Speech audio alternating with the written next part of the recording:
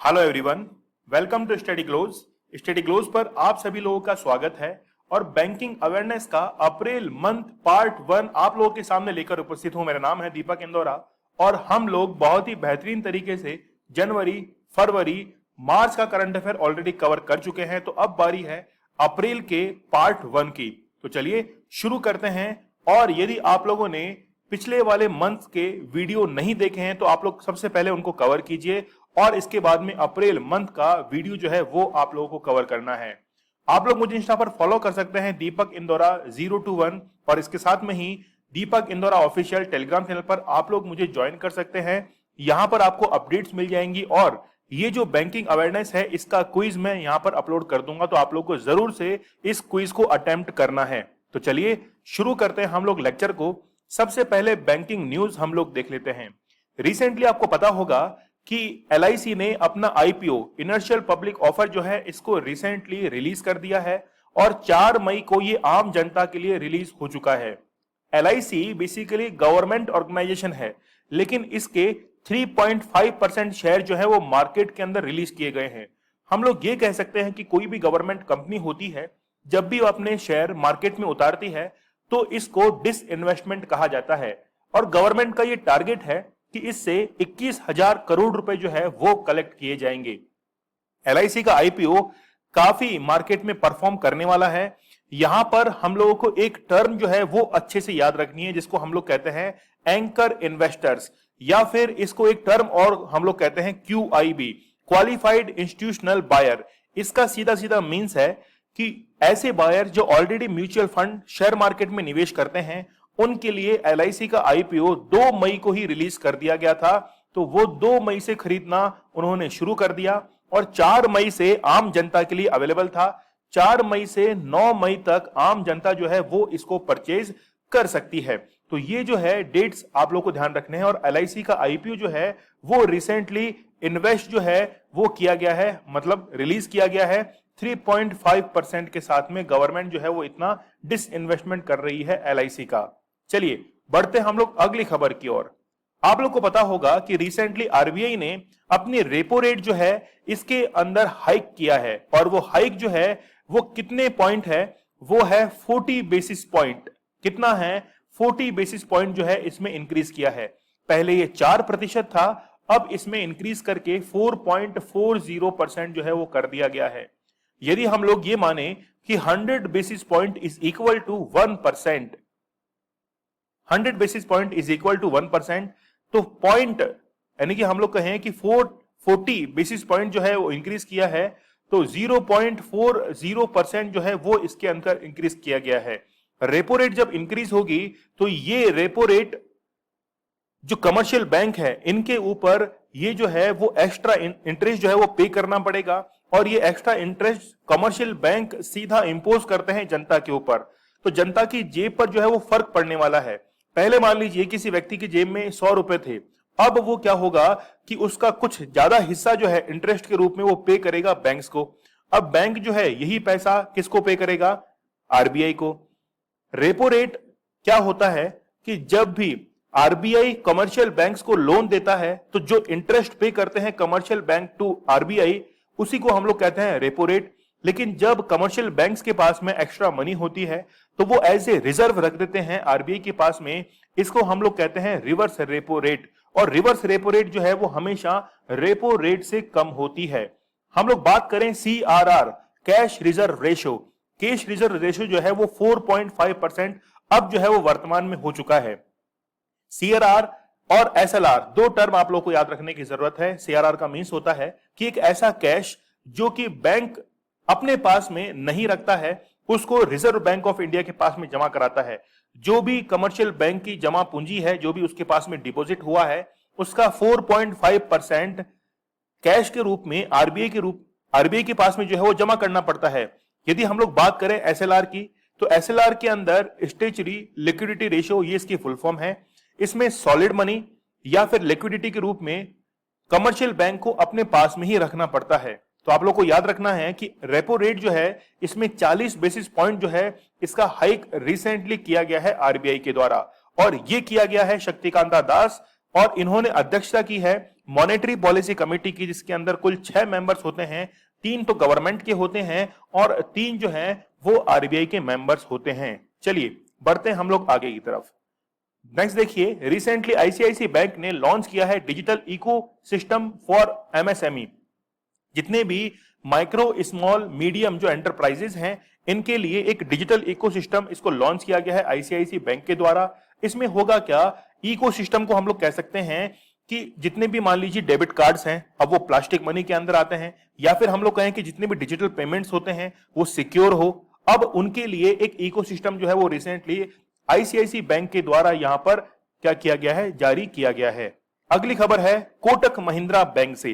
Kotak Mahindra bank जो है, इसका प्रॉफिट आफ्टर टैक्स पीएटी ये जो है वो जंप किया है इसने 65% टू 2767 करोड़ रुपीस पर। तो हम लोग कहें पीएटी, इसकी फुल फॉर्म आप लोग को याद रखनी है, प्रॉफिट आफ्टर टैक्स। जो भी इस बैंक का प्रॉफिट है टैक्स पे करने के बाद उसके अंदर इंक्रीज जो हुआ है वो 65% का यहां पर इंक्रीज जो है वो देखा गया है। तो इट्स अ वेरी इंपॉर्टेंट, ये पैट वाली टर्म जो है वो आपको एग्जाम में पूछी जा सकती है। नेक्स्ट देखिए बैंकिंग न्यूज क्या है। IDBI bank board approve appointment of 2 government nominee directors. IDBI bank ने industrial development bank of India और इसकी सब्सिडरी है सिडबी बैंक, जिसके हेडक्वार्टर लखनऊ के अंदर है, यहां पर गवर्नमेंट के कुछ नॉमिनीज डायरेक्टर जो है इनको अपॉइंट किया गया। जैसे मनोज सहाय हैं, ये ज्वाइंट सेक्रेटरी और फाइनेंशियल एडवाइजर हैं। सुशील कुमार सिंह डायरेक्टर, ये है department of financial services, ministry of finance के अंदर। तो इनको जो है वो इस बोर्ड के अंदर शामिल किया गया है। 2 मेंबर जो हैं वो एज ए नॉमिनी डायरेक्टर जो है वो शामिल किया गया है आईडीबीआई बैंक बोर्ड के अंदर। बेसिकली देखिए, बैंक बोर्ड का काम यह है कि जितने भी कमर्शियल बैंक है उनके अध्यक्ष, जितने भी सीईओ हैं, उनका अपॉइंटमेंट बैंक बोर्ड के पास में ही होता है। और ये क्वेश्चन जो था वो यूपीएससी 2018 के अंदर प्रीलिम्स के अंदर भी पूछा गया था। तो आप लोगों को ये फैक्चुअल इंफॉर्मेशन याद रखनी है। चलिए शुरुआत करते हैं हम लोग पहले क्वेश्चन के साथ में। फर्स्ट क्वेश्चन है कि उदय कोटक ने रिसेंटली किस कंपनी के बोर्ड से अध्यक्ष पद छोड़ने की जो है वो घोषणा की है। तो पहले क्वेश्चन का करेक्ट आंसर होगा infrastructure leasing and financial services.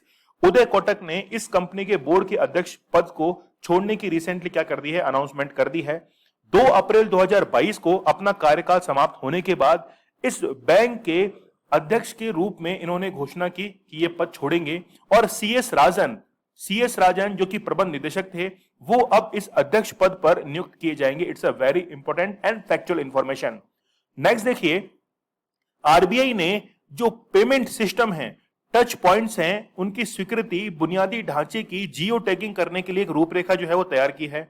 तो इंफ्रास्ट्रक्चर जो है इसके लिए टच पॉइंट में आप लोग देखते हैं कि आपके पास में पीओएस मशीन है, पॉइंट ऑफ सेल मशीन है।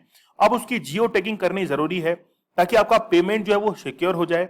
और इसमें से आप लोग को बताना है कि आरबीआई का पूर्ण स्वामित्व वाली सहायक कंपनी जो है वो कौन सी नहीं है।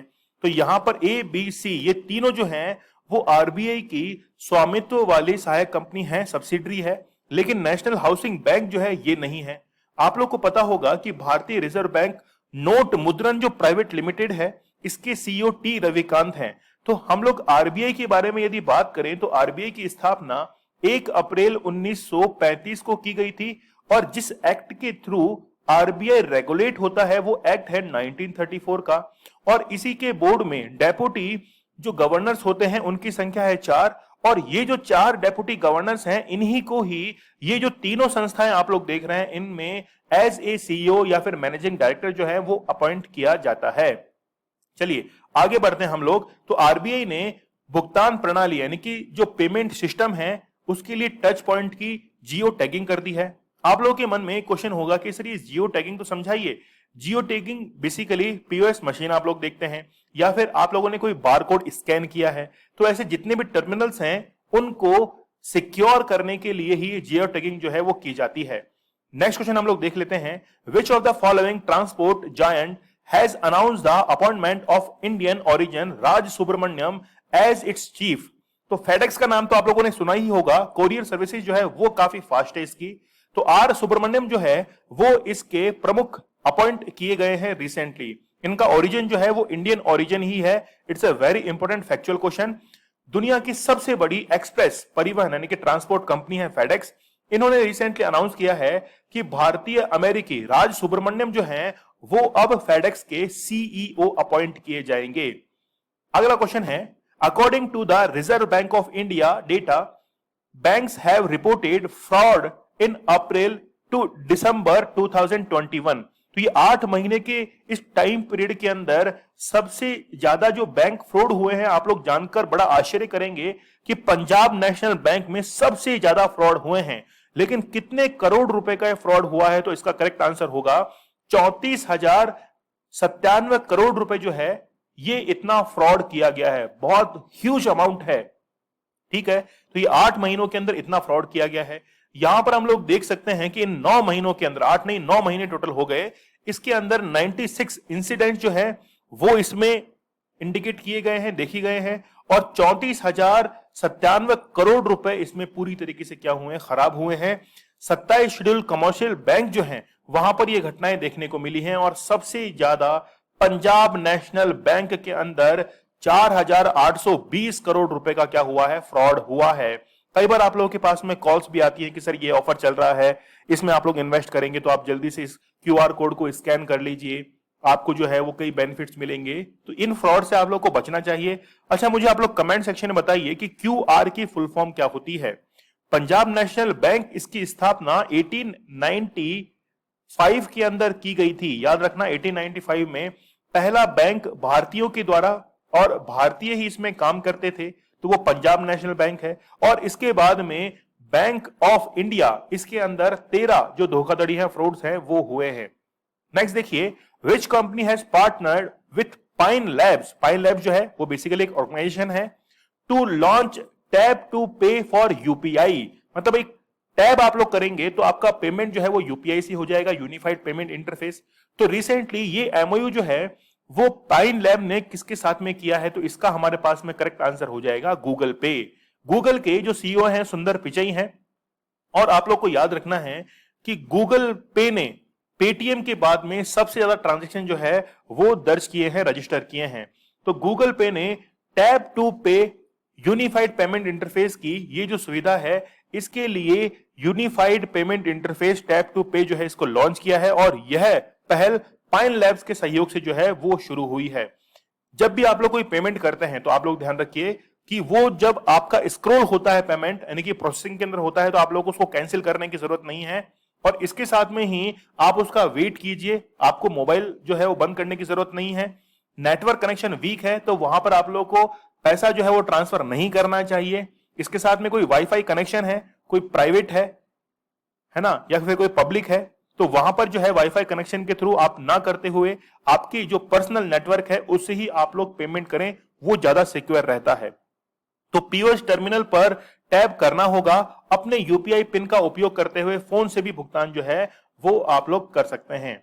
चलिए नेक्स्ट देखिए, किस बैंक ने ऑल कैश डील में 1.6 बिलियन अमेरिकन डॉलर की राशि के लिए सिटी बैंक के भारतीय उपभोक्ता व्यवसाय का जो है वो अधिग्रहण कर लिया है। तो इंडिया का जो कस्टमर बिजनेस है इसको एक्वायर कर लिया है, इंडियन कस्टमर बिजनेस को सिटी बैंक ने, सिटी बैंक का। तो ये इसका करेक्ट आंसर क्या होगा, तो ये अधिग्रहण किया गया है एक्सिस बैंक के द्वारा। तो डी जो है ये हमारा करेक्ट आंसर होगा। एक्सिस बैंक आप लोग जानते हैं इसके सीईओ जो हैं वो कौन है, अमिताभ चौधरी हैं। अमिताभ चौधरी जो है वो इसके सीईओ हैं, और इसके टैगलाइन है बढ़ती का नाम जिंदगी। It's a very important factual information. Axis bank की टैगलाइन एग्जाम में पूछी जा सकती है, बढ़ती का नाम जिंदगी। चलिए, तो सिटी ग्रुप ने घोषणा की है कि एक्सिस बैंक एक पूर्ण नगद सौदे में 1.6 बिलियन अमेरिकी डॉलर की राशि के लिए सिटी बैंक के जो इंडियन कस्टमर हैं इनको क्या करेगी, अधिग्रहण करेगी। और इस लेन देन में सिटी बैंक इंडिया के उपभोक्ता बैंकिंग व्यवसाय शामिल होंगे, जिसमें खुदरा बैंकिंग, क्रेडिट कार्ड, उपभोक्ता ऋण, धन प्रबंधन जो है यानी कि वेल्थ मैनेजमेंट, वो भी इसके अंदर शामिल होगा।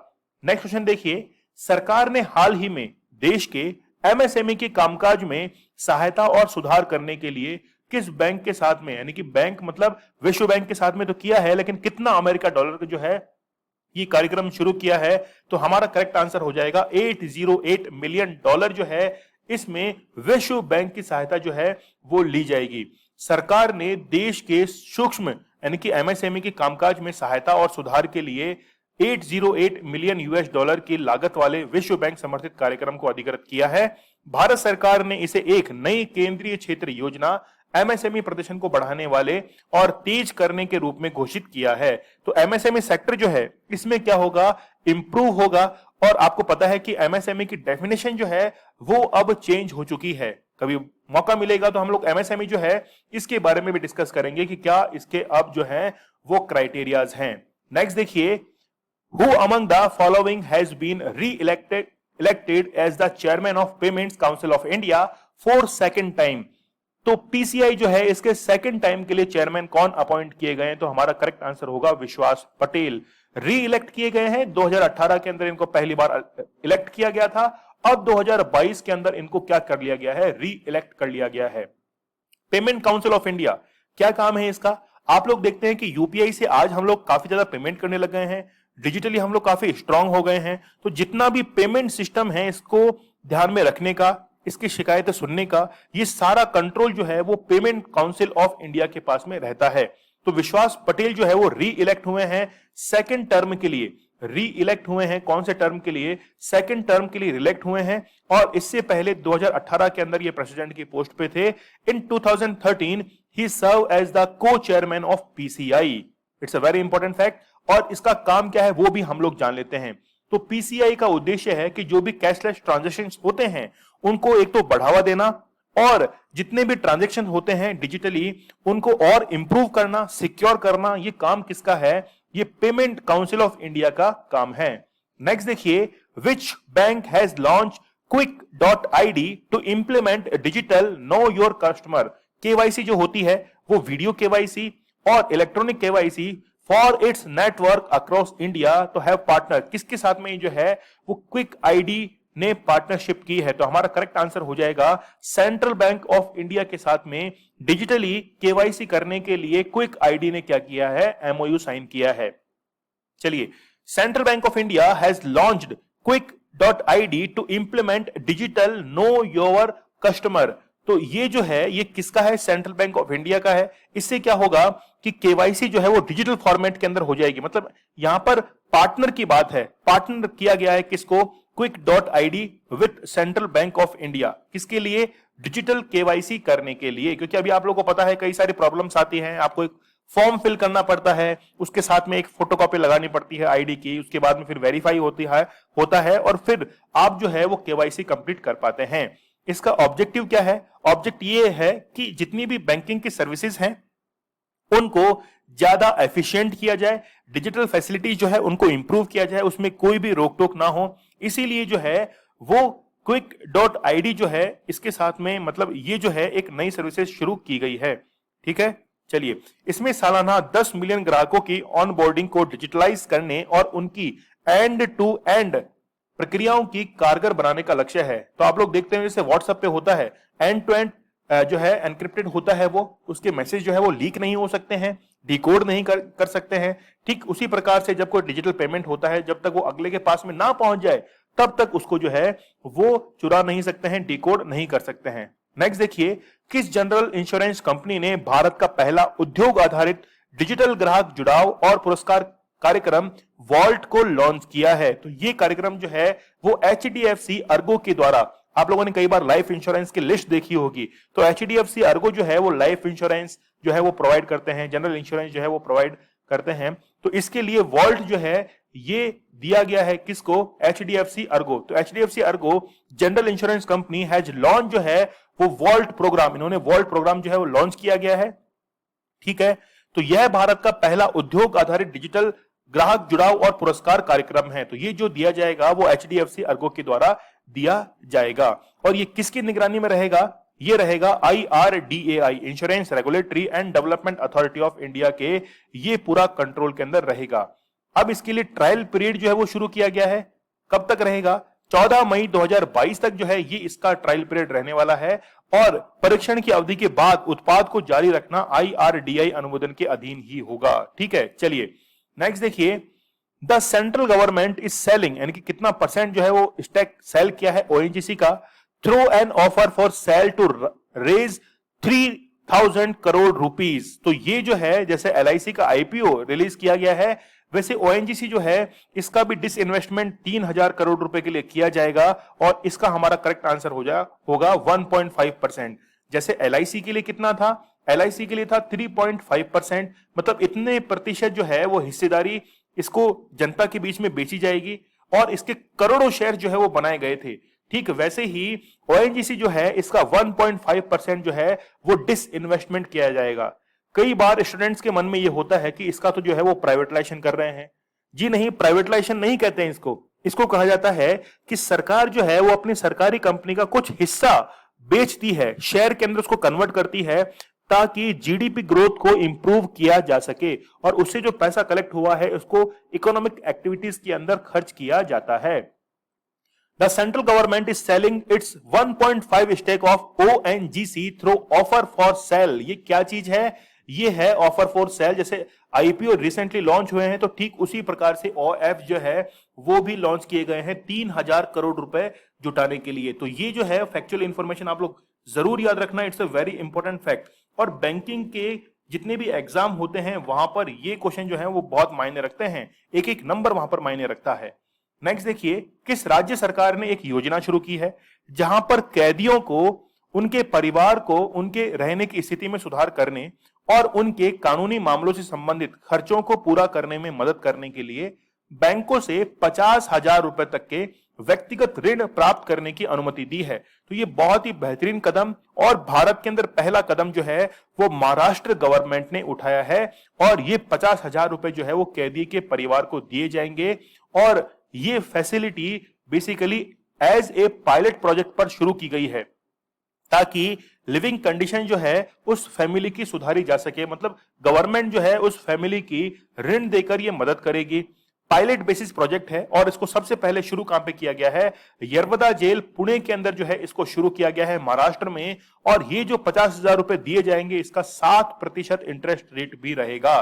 तो ये बहुत अच्छा यहां पर इनिशिएटिव लिया गया है महाराष्ट्र गवर्नमेंट के द्वारा और इस लोन को हम लोग कहते हैं खावाती, है ना, खावती, है ना, खावती जो है वो इसको कहा जाता है। और ऐसे 1055 प्रिजनर्स जो हैं इनको क्या किया गया है? इस लाभ के लिए चुना गया है। अगला क्वेश्चन देखिए, which bank has collaborate with Ease My Trip to launch an eco friendly green international debit card made using 99% recycled polyvinyl chloride material. आप लोग देखते हैं कि प्लास्टिक मनी, तो प्लास्टिक मनी जो है उसमें पीवीसी का इस्तेमाल होता है, पॉलीविनाइल क्लोराइड, और ये जो है इसको रिसाइकिल करना बहुत मुश्किल है। जैसे घरों में आप लोग स्विचेस देखते हैं, स्विचेस जो है वो बने होते हैं बैकलाइट के, यदि आप लोग उसको जलाएंगे ना तो वो बिल्कुल काला हो जाएगा, ब्लैक हो जाएगा, लेकिन वो पिघलेगा नहीं, मेल्ट नहीं होगा। यदि वो मेल्ट नहीं होगा तो उसको रिसाइकिल नहीं कर सकते। तो जितने भी स्विचेस हैं वो बैकलाइट के फॉर्म में होते हैं, इनका रिसाइकिल करना बहुत मुश्किल होता है। अब देखिए होगा क्या कि जितने भी आपके पास में डेबिट कार्ड हैं इनको प्लास्टिक मनी कहा जाता है और इसी प्लास्टिक मनी को रिसाइकिल करने के लिए, क्योंकि डेबिट कार्ड खराब हो जाते हैं, इनको भी रिसाइकिल करना जरूरी है, इसीलिए ग्रीन इंटरनेशनल डेबिट कार्ड जो है वो अब यूज किए जाएंगे। किस बैंक के द्वारा? तो हमारा करेक्ट आंसर होगा DBS bank. It's a very important और बहुत अच्छा है ये। देखिए डीबीएस बैंक ने ग्रीन डेबिट कार्ड लॉन्च करने के लिए इजी माई ट्रिप के साथ में साझेदारी की है। डीबीएस बैंक ने 99% रिसाइकल्ड पीवीसी जो है इसका इस्तेमाल डेबिट कार्ड जो है इसके बनाने के अंदर किया जाएगा। तो वो क्या रहेंगे? पर्यावरण के अनुकूल रहेंगे। ठीक है, तो ग्रीन डेबिट कार्ड जो जिनके पास में भी रहेगा उनको जो है स्पेशल ऑफर जो है वो दिए जाएंगे, क्योंकि कस्टमर जो है वो ऑफर से अट्रैक्ट होंगे और अट्रैक्ट होने के बाद उस कार्ड का जो है इको फ्रेंडली कार्ड का वो यूज भी करेंगे। नेक्स्ट देखिए, भारतीय रिजर्व बैंक ने राज्य और केंद्र शासित प्रदेशों के लिए अर्थपाय अग्रिम, यानी कि आप लोग इंग्लिश में देखिए, the Reserve Bank of India has set the limit of ways and means advances, WMA, अभी बात करेंगे हम लोग इसके बारे में, for the states and union territories. तो यहां पर जो है 47,010 करोड़ रुपए जो है इसकी सीमा रिसेंटली निर्धारित की गई है। WMA क्या होता है वो हम लोग देख लेते हैं। तो भारतीय रिजर्व बैंक ने राज्य और केंद्र शासित प्रदेशों के लिए वेज एंड मींस एडवांस की जो लिमिट है वो 47,010 करोड़ जो है वो कर दी है। पहले 51,560 करोड़ थी, अब जो है वो 47,010 करोड़ रुपए जो है वो कर दी है। अब ये WMA क्या होता है? आरबीआई के द्वारा सरकार को जो भी प्राप्तियां होती हैं, जो भी पेमेंट्स होते हैं, किसी भी बेमेल से निपटने के लिए एक अस्थायी जो है अग्रिम होता है। मान लीजिए कोई भी उसके अंदर फ्रॉड डिटेक्ट होता है, या हम लोग कहें कि कोई भी जो है वो एंट्री मैच नहीं कर रही है, तो उसमें क्या होता है कि एडवांस पे किया जाता है, क्योंकि भाई उस जो गलती हुई है उसको तो हम लोग बाद में भी उसको कंट्रोल कर सकते हैं या उसको सॉल्व कर सकते हैं, लेकिन अभी तक के लिए तो पेमेंट जो है वो क्लियर करना जरूरी है ना, इसीलिए उसको हम लोग कहते हैं वेज एंड मींस एडवांस। तो अब जो है यदि 47,000 करोड़ के आसपास में ऐसा कोई बेमेल खाता होता है या फिर बेमेल जो है ट्रांजेक्शन होता है, तो उससे निपटने के लिए लिमिट जो है वो अब डिसाइड कर दी गई है।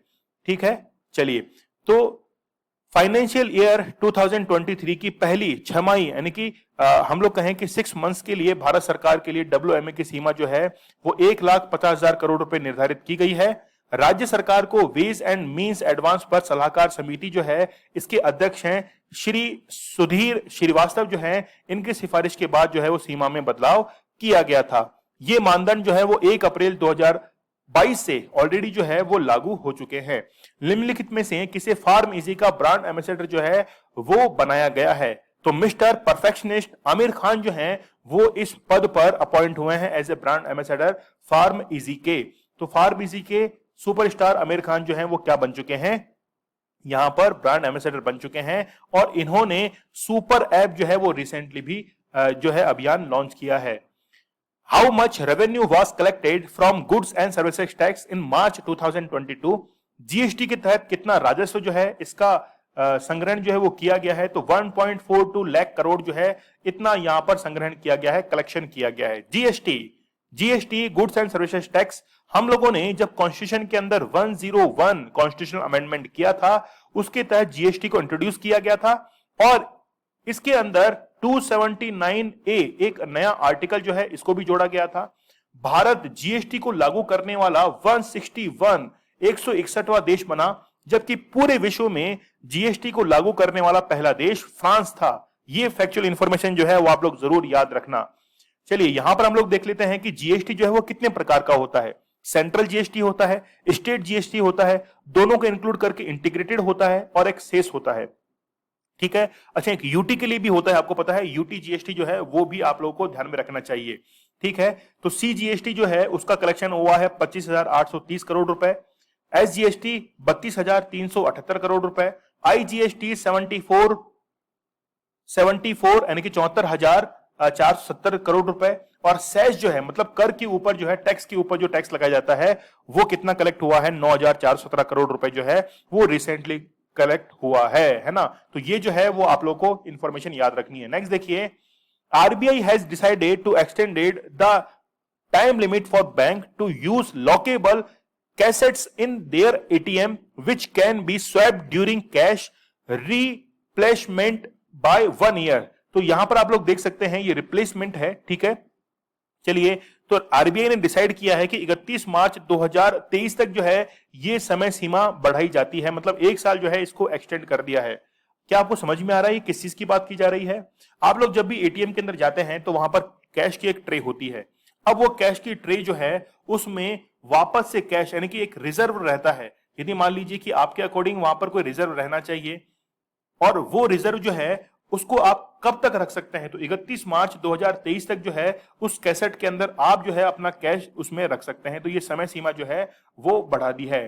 तो ये बेसिकली है किसके लिए? ये बैंकों के लिए है कि बैंक जो है वो अपनी ट्रेस को रिप्लेस करे, है ना, क्योंकि कई बार फ्रॉड्स भी होते हैं। कई बार जो है वो एटीएम्स को तोड़ लिया जाता है, उनको अनलॉक कर लिया जाता है, तो उनके जो कैसेट्स हैं उनको क्या किया जाए, उनको जो है वो बढ़ाया गया है उनकी समय सीमा को 31 मार्च 2023 तक। तब तक जो है वो इसको क्या किया जाएगा? स्वैप किया जाएगा।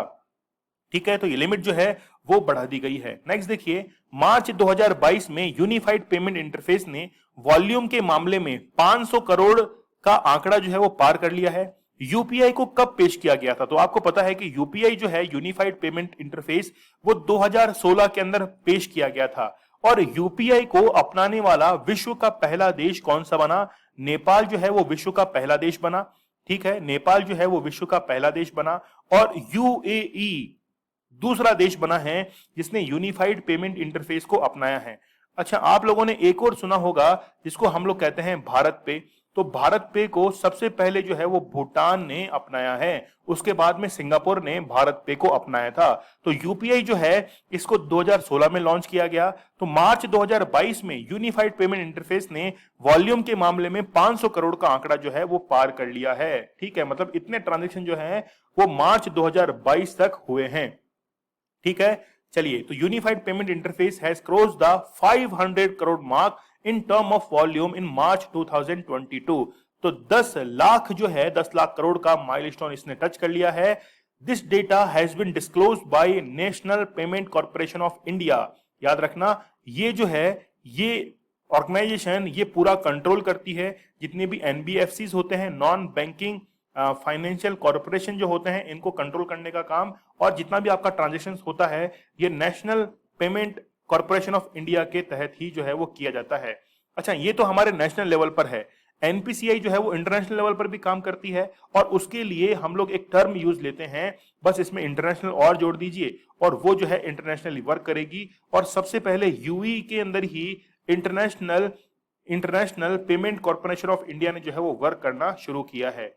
नेक्स्ट देखिए, केंद्रीय मंत्रिमंडल ने केंद्र सरकार के कर्मचारियों का महंगाई भत्ता यानी कि dearness allowance to central government employ and dearness relief DR, ये जो है वो कितना बढ़ा दिया है 3% से। तो हमारा करेक्ट आंसर होगा 34% जो है वो बढ़ा दिया गया है। तो डीए जो है वो 3 से 34% तक जो है वो बढ़ चुका है, इसलिए सैलरी के अंदर जो है वो भी इंक्रीमेंट यहां पर देखा जाएगा। ठीक है, तो हम लोग कहें कि पहले 31% था, 3% का इसमें इंक्रीमेंट हुआ, 34% जो है ये अब हो चुका है और ये इफेक्टिव में आ चुका है 1 जनवरी 2022 से। तो दोनों जो हैं वो बढ़ा दिए गए हैं 3% तक। तो डीए और डीआर जो है इसमें क्या हुआ है, इंक्रीज हुआ है। नेक्स्ट देखिए, किस संगठन और एचएसबीसी इंडिया ने पूरे भारत में 4 लाख से अधिक एमएसएमई या हम लोग कहें कि उधारकर्ताओं और बड़े पैमाने पर महिलाओं के स्वामित्व वाले सूक्ष्म उद्योगों की मदद के लिए 100 मिलियन अमेरिकी डॉलर की आंशिक गारंटी कार्यक्रम स्थापित करने की सहमति व्यक्त की है। तो हमारे पास में करेक्ट आंसर हो जाएगा एशियन डेवलपमेंट बैंक। देखिए, भारत के अंदर जो है वो छोटे उद्योग हैं। शायद आप लोगों ने पॉलिटी के अंदर एक आर्टिकल पढ़ा होगा, आर्टिकल है आर्टिकल 40।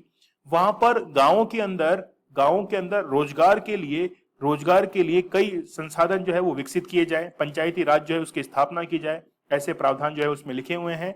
लेकिन उनके लिए फाइनेंशियली जो है वो स्ट्रांग होना भी जरूरी है, इसीलिए एशियन डेवलपमेंट बैंक ने ये जो है वो जिम्मेदारी उठाई है और 4 लाख से अधिक ये जो लोग हैं इनकी क्या की जाएगी, मदद की जाएगी 100 मिलियन डॉलर्स के अंदर। ठीक है, चलिए, तो एशियन डेवलपमेंट बैंक जो है इसके हेडक्वार्टर्स कहां पे हैं? इसके हेडक्वार्टर है फिलीपींस की राजधानी कैपिटल है मनीला के अंदर। तो एशियन डेवलपमेंट बैंक और HSBC have agreed to set up US $100 जो है $100 मिलियन, ये जो है वो क्या किया जाएगा, इसकी स्थापना की जाएगी और लोगों की मदद की जाएगी। चलिए नेक्स्ट देखिए, किस संगठन ने उड़ीसा में 18 एमएसएमई के इंफ्रास्ट्रक्चर परियोजनाओं को बढ़ावा देने के लिए और उनको विकसित करने के लिए उड़ीसा सरकार को 837 करोड़ रुपए के अनुदान को मंजूरी दी है? तो हमारा करेक्ट आंसर हो जाएगा सिडबी बैंक ने रिसेंटली मंजूरी दी है। और सिडबी जो है वो सब्सिडरी है किसका? आईडीबीआई बैंक का, क्योंकि आईडीबीआई बैंक जो है वो सभी इंडस्ट्रीज के लिए काम करता था, चाहे छोटी हो या बड़ी हो। फिर आईडीबीआई ने छोटी जो इंडस्ट्रीज है, स्मॉल इंडस्ट्री जो है, इसके लिए एक अलग से बैंक की स्थापना की जिसका नाम था सिडबी, और सिडबी जो है ये हमारा करेक्ट आंसर हो जाएगा। ठीक है, तो सिडबी ने उड़ीसा में 18 एमएसएमई के यानी कि विकास के लिए जो है वो क्या किया है, उड़ीसा सरकार को 837 करोड़ रुपए के अनुदान को जो है वो मंजूरी दी है सिडबी बैंक के द्वारा। नेक्स्ट देखिए, किसने केंद्रीय सशस्त्र पुलिस यानी कि आप लोग देखते हैं सीएपीएफ देखते हैं, ठीक है, इनके लिए एक स्कीम जो है उसको लॉन्च किया है। तो इस पैकेज योजना के माध्यम से विशेष लाभ प्रदान करने के लिए सीमा सुरक्षा बल बीएसएफ के साथ समझौता ज्ञापन पर हस्ताक्षर किए हैं। तो सीएपीएफ के अंडर भी यहां आता है कौन सा? बीएसएफ। तो ये जो है वो एमओयू साइन हुआ है किसके साथ में? स्टेट बैंक ऑफ इंडिया के साथ में। डी जो है ये हमारा करेक्ट आंसर हो जाएगा। भारतीय स्टेट बैंक ने केंद्रीय सशस्त्र पुलिस वेतन पैकेज, है ना, तो यहां पर आप लोग को याद रखना है, ये थोड़ा सा आप लोगों के लिए टफ भी हो सकता है। सीएपीएफ एसपी जो है योजना के माध्यम से बीएसएफ कर्मियों को फाइनेंशियल सिक्योरिटी समाधान प्रदान करने के लिए सीमा सुरक्षा बल के साथ में क्या किया गया है, बीएसएफ के साथ में एमओयू साइन किया गया है। नेक्स्ट देखिए, HDFC bank has announce merger with housing finance firm HDFC limited. What is the tagline of HDFC bank? तो housing development financial corporation bank की जो है वो टैगलाइन क्या है? तो करेक्ट आंसर हमारा हो जाएगा वी अंडरस्टैंड योर वर्ल्ड। ये जो है डी, ये हमारा करेक्ट आंसर हो जाएगा। तो एचडीएफसी बैंक ने housing finance firm HDFC limited के साथ में विलय की घोषणा की है और अब इसकी टैगलाइन जो है वी अंडरस्टैंड योर वर्ड जो है ये इसकी टैगलाइन बन चुकी है। नेक्स्ट देखिए, SBI, Canara bank, PNB and UBI ने India debt resolution company limited में अपनी हिस्सेदारी घटाकर 5% जो है वो कर दी है।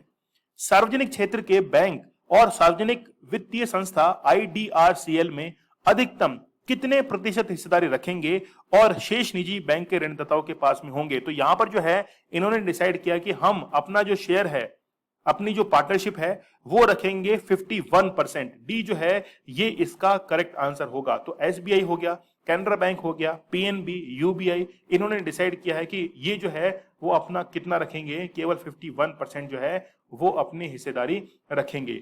ठीक है, चलिए तो 5% जो है वो इन्होंने क्या कर दिया है, कम कर दिया है।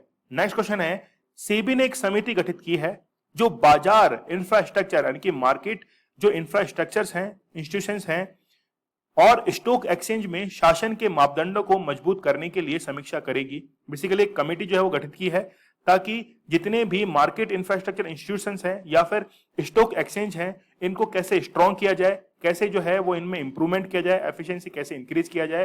तो इस समिति के अध्यक्ष जो है वो कौन बने हैं? तो इस समिति के अध्यक्ष जी महालिंगम जो है वो बने हैं। डी हमारा करेक्ट आंसर हो जाएगा। जी महालिंगम जो है वो इस समिति के अध्यक्ष अपॉइंट किए गए हैं। तो SEBI has constituted A committee और इसके अध्यक्ष रिसेंटली एम महालिंगम जो है वो अपॉइंट किए गए हैं। 6 मेंबर जो हैं वो इस कमेटी के अंदर हैं।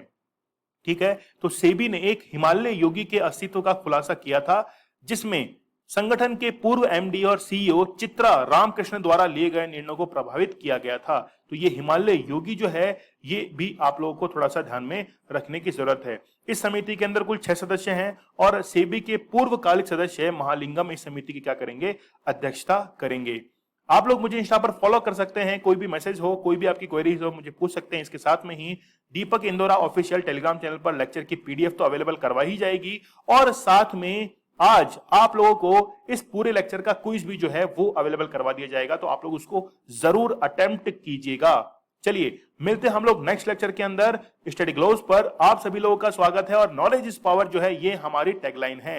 हम लोग स्वागत इसलिए कर रहे हैं ताकि आप लोग चैनल को जल्दी सब्सक्राइब कर लीजिए, सेशन को लाइक कर दीजिए और मुझे कमेंट सेक्शन में जरूर बताना कि आप लोग को सेशन कैसा लगा है। चलिए मिलते हैं हम लोग, पार्ट 2 जल्दी आप लोग के सामने उपस्थित होगा। मिलते हैं हम लोग नेक्स्ट लेक्चर में, तब तक के लिए धन्यवाद, थैंक यू।